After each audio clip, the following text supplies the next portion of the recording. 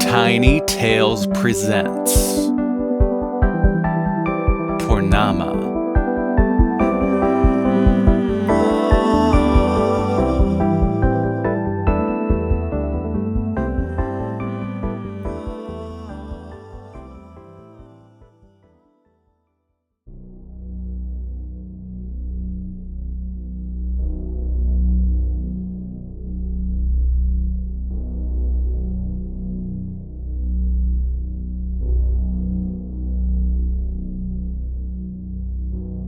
The child who would be a god was tied by a thread to the moon. A strand of moonlight wove through his ribs and knotted around his heart. When he slept, he floated off his bed, and if the moon was full, he would drift towards the window which his mother locked every night. On full moon nights, the child's mother lashed his hands to the bed and anchored pots filled with rocks to his ankles. When the moon was at its highest and the night was steely, he strained against his ties and his back arched like a bridge.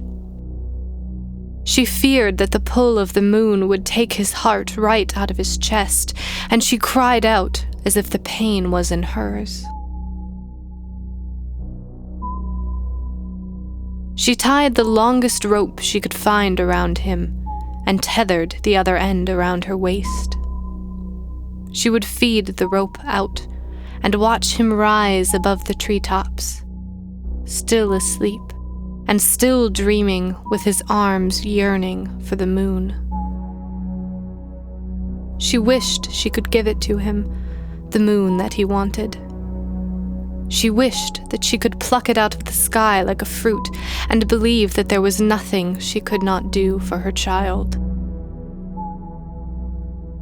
The tug of the rope around her waist reminded her of the cord of blood that had bound them while she was carrying him. When she reeled him in, hand over hand on the heavy rope, she felt as if she was trying to draw him back into the emptiness of her body. At the rope's end, she clasped him to her, his skin cool from night and dew. She sensed the void in him, a space so deep and vast that his voice was swallowed into its depths. Soon the priests and the doctors came for him. "He is possessed of the evil," they said. "He is an innocent soul," she said. "You know not what evil looks like."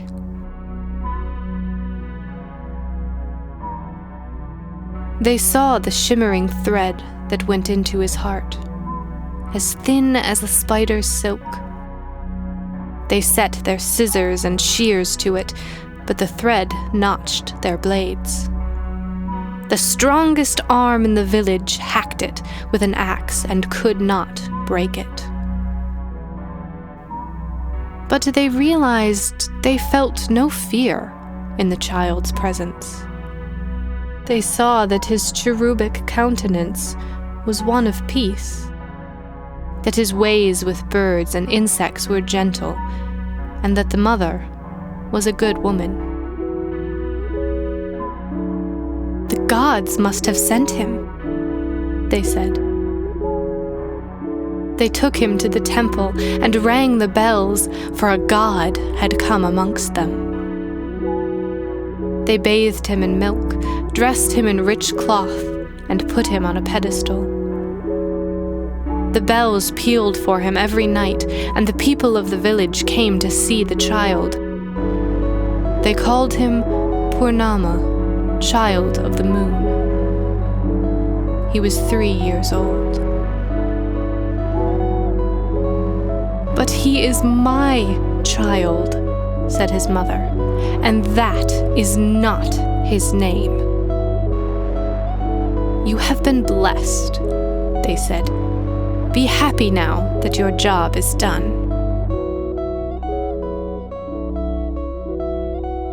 On full moon nights, the whole village would come out to watch Purnama fly, this magical child god. They garlanded him with flowers and pinned their written prayers to his garments, so that he might carry their hopes and wishes to the skies.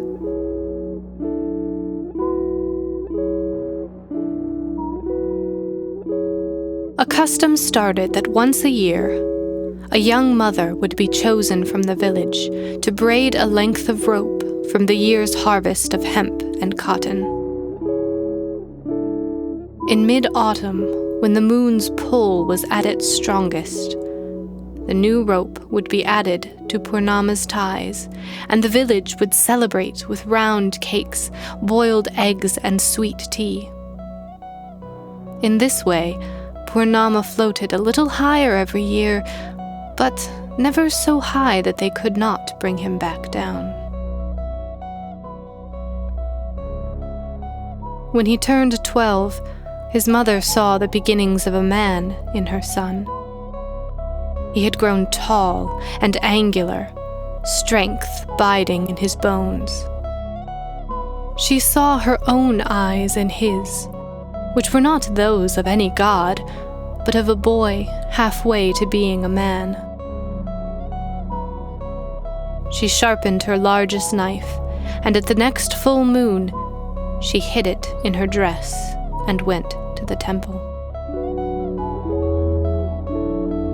Purnama was covered with flowers and bits of paper when they brought him out.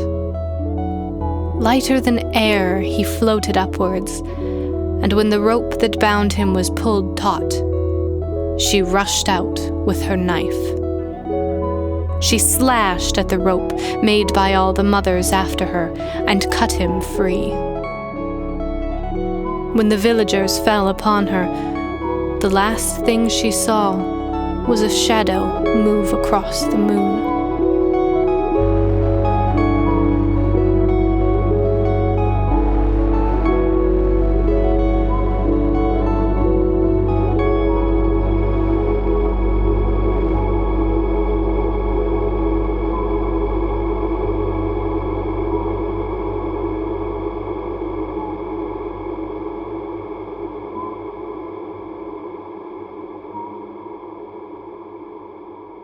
Purnama awakened to a silence.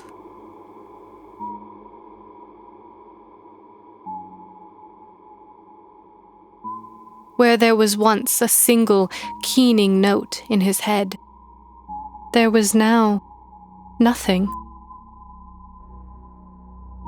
He looked down and saw the dark land and glimmering lake far below. He rose higher and higher until he could see the curve of the earth's edge like the swell of a mother's belly. The moon's thread tightened around his heart. Tighter and tighter it wound, and his heart beat like a tolling bell.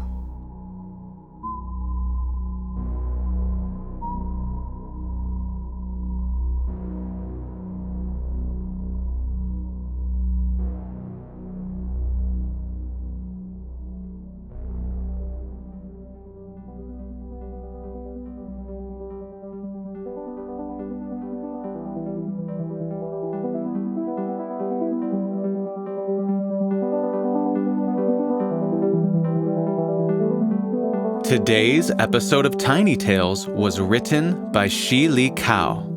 Shi Li Kao lives in Kuala Lumpur, Malaysia. Her stories were published most recently in Mekong Review, short fiction journal The Anti-Humanist, and Mud Season Review. She's the author of a short story collection, Ripples and Other Stories, and a novel, The Sum of Our Follies. Follow her on Twitter at Shili Kao, SHIHLIKOW.